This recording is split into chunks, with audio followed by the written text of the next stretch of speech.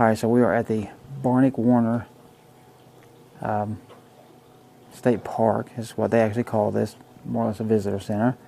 But we're out here, off behind it, and you can see they got little bluebonnets here. They get a little bit better as we go down. Some palm trees and things, so you got just a little desert scape set up here. See the bluebonnets again? Look at those. But let's look at some thicker ones and better ones even. See these guys? Look how nice.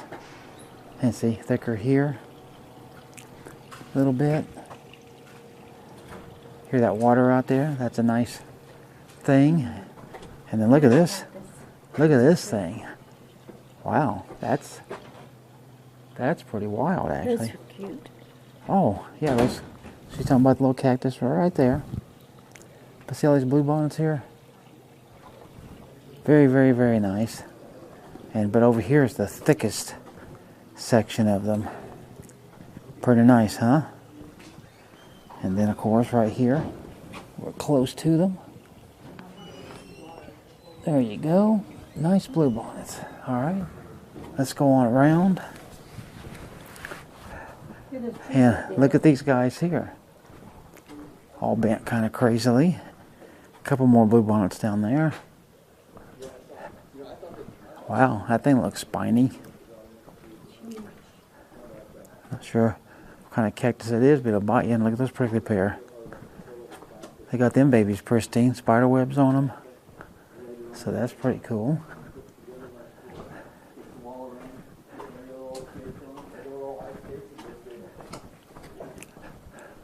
Okay, see they got a pine tree there.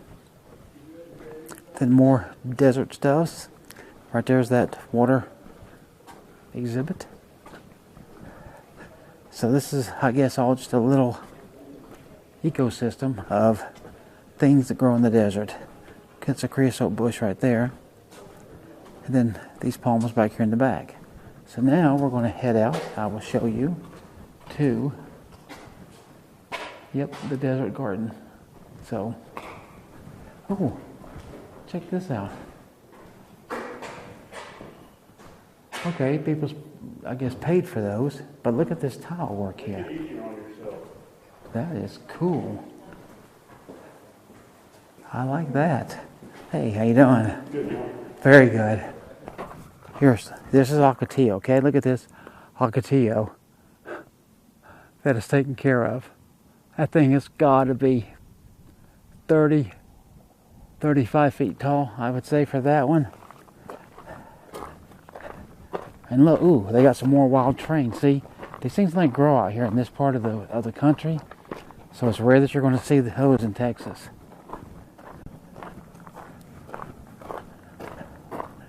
Because nobody likes air conditioning out here. Nobody. More Ocotillo. It's pretty tall. I'd say it's 25 or 30 feet tall. These are much shorter, maybe 10 feet tall. Here we go. So these purplish ones are called spiny fruited prickly pear. So there you go. I finally learned what those are. Here's apparently some example of rocks that you'll find, and you know we've found plenty of rock. If you've been watching my videos, seen this on trails, you've seen a lot of rocky trails, so you know there is a lot of that. And out there's a yucca plant or whatever it is. It's got the big flower on it. Oh look, a rabbit. Oh, I barely saw him. Look at this big guy, 3 big arms. These little guys over here. And here we got a little shade place set up. As you can see right there. That's a lote bush clep. Now that's a name I'm going to remember. We've got some old stuff set up here for exhibit. The Wislinzinus sienna. Wow. Who in the world came up with these names? She's talking about this right here, and I have no idea what that is. Some up close ones, you can see those. Some of those are colored, some of them really aren't. Pinkish purple on top. Yeah, more of a purple if you ask me. Okay.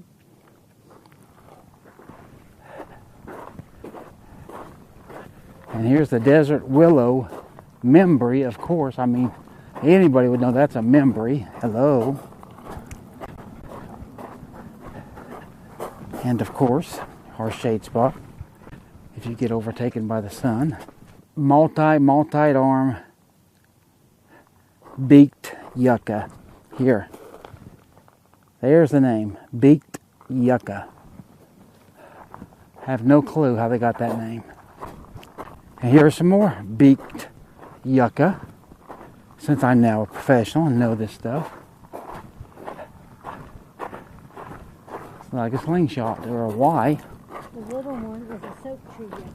Of course that's a soap tree yucca. Who didn't know that? One. Yeah, she's talking about the purple. If you haven't seen purple prickly pear before, well, there you go. I mean, those babies are super purple. I don't think I've ever seen them that purple. And then that little guy right there. Oh, yeah. And as she pointed out, there's about 1 million spikes. Look at those things. I mean, they got to be 4 inches long, I would say. You don't want to fall on that? No, that would hurt. Up here's another thing. That would hurt. I'm told there's a thing up here. Like it. Oh, wow. Look how dark. That's really dark. Look how dark those guys are. Sort of like an animal. Oh, yeah, looks like an upside down big spider, don't it? Yeah. Like a gigantic tarantula. Let's hope it ain't and it jumps out on our face. We wouldn't want that. Yep. So, a couple of cool things to point out there. I'm glad they were pointed out to me. I liked it. Okay, so just before we go up the overlook, we ran across these things that happen to be called Viejo. Right there's the sign. I'm calling them desert cucumbers because that's what they look like gigantic cucumbers. And boy, they look sticky. Here, how's that? Does that look sticky to you? Because that sure looks sticky to me. But anyway, up here's the start of the Desert Overlook Trail. And just as we're looking at the start, I believe we're looking at the end with that little shed right up there at the top. So let's go check this thing out and see what she looks like. And then we will leave the Barton Warnick Center and we're going to take you to a trail. Oh, and by the way, yeah, I haven't given the dates or anything. Today's date is Saturday, February 17th, 2018.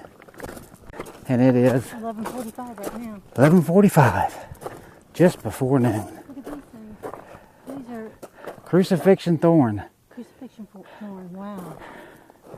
Check those out. Called Crucifixion thorn. I can see why. You see the sign? It says caution, edges unstable. And here we go.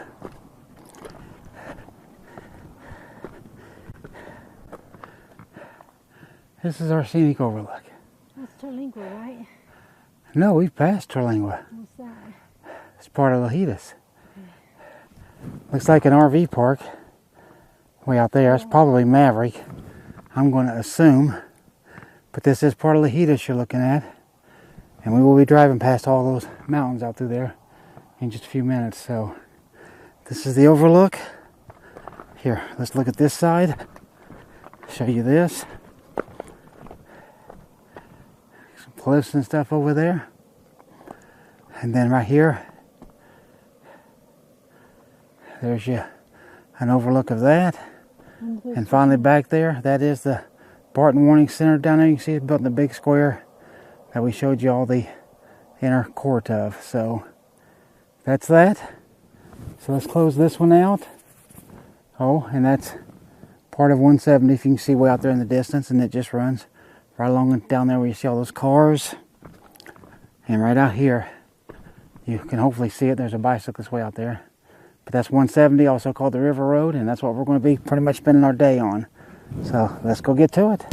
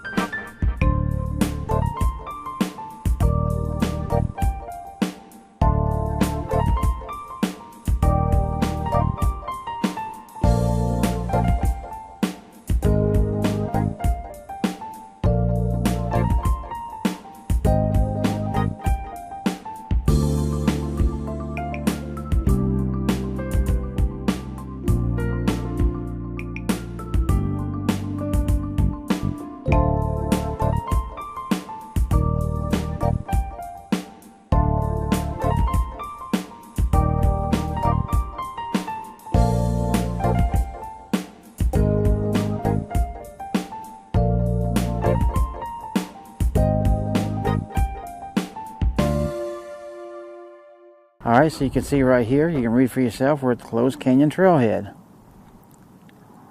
That's it over there. That's the trail that will lead us to that. And partially through that, it gets blocked off after a while. And this is only supposed to be about a 1.7 mile round trip walk. We've done this actually a couple other times. And it's always very nice and very cool in there. The time right now is 12:53 as we start. So let's head down through here, show you a little bit. There's a little bit of purple prickly pear out here, you see. Bunch of ocotillo over on this side. And I do mean a bunch. Of course, over here on my side is a ton of it as well. So no shortage of ocotillo or prickly pear.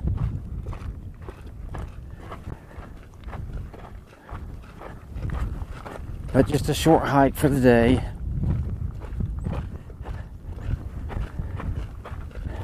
Mainly just sightseeing today. Show you some different things.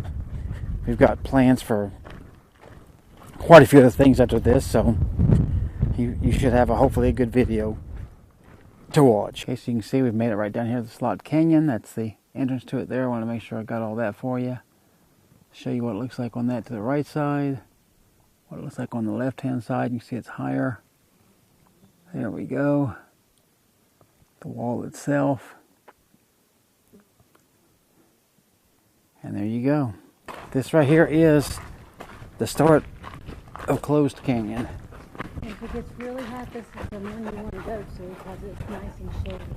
Yep, I'm sure you heard all that. So it does get cool in here, and there's a constant breeze. Now it's behind us. And check this out. These walls have got to be at least 100 foot tall. With seeing you get a free slide if you're not paying attention, which I just got. So you can see how this part's shady, but then that whole part there is in the sun. So you see how the light's coming through here, back to our left. And then there's nice clouds up there. Oh yeah, nasty standing water she's talking about. But it is there. And then you can see it's definitely a little bit darker back in here. So this area is really shading the sun.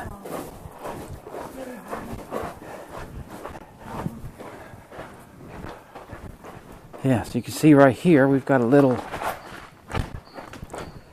area to scramble just a little bit. Looks like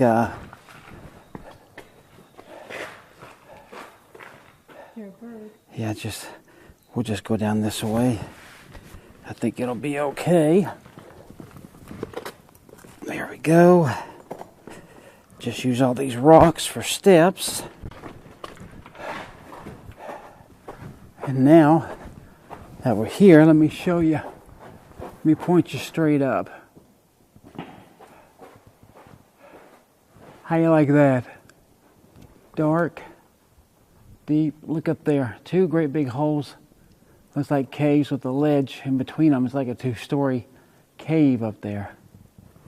And then back here towards the back, you can see again more sun. Just hitting that wall. So obviously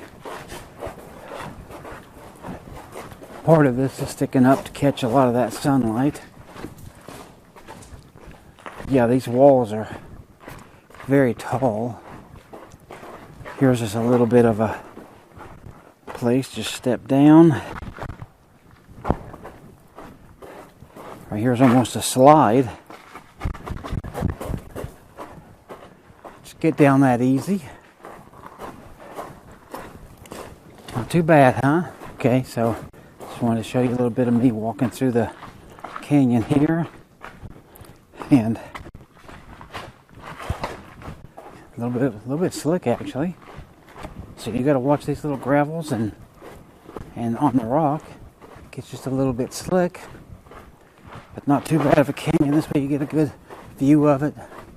Be seeing it. So we walk down here just a little bit. So get down here and open up. You can see these have got more of the sunlight on them. And you see this soft stuff I'm walking in. It's can be a little bit challenging, actually. See, little, like I said, you hit those little gravel, those things get very slick. So we'll keep going, and I'll show you something else if it changes up. All right, so here you can see we're coming up out of the shade, going into the sun. So there actually is a part of this trail, not much, but some that is sun. So, you know, I like to show you changes in landscape, scenery, or whatever that we're doing. So I think this is a big enough change. You should see this in case you ever decide to come down and do this trail, which, like I told you, this trail is only like 1.5 miles or 1.7 miles, something like that, round trip. So it's not too far, because what it is, you get down here and then there will be big boulders and water and stuff that will be blocking the path, and that's where you have to stop and turn around. So I think we can go down here, and then we'll head on out through that way. So here, I'll tell you what, I'll give you a treat. Here, come here. How's that?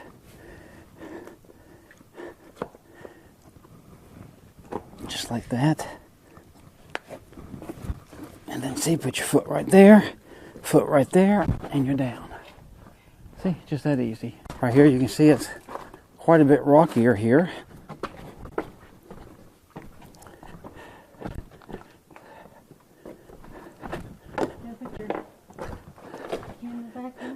Yeah, I'm just yeah,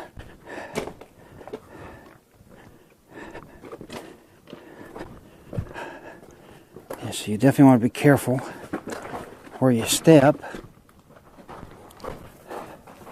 So of course you can see we're in shadow, and yet out here is more sun yet again. So there's more than one sunny spot to this canyon, at least at this time of day in the early afternoon. See this, like little Tanahas here.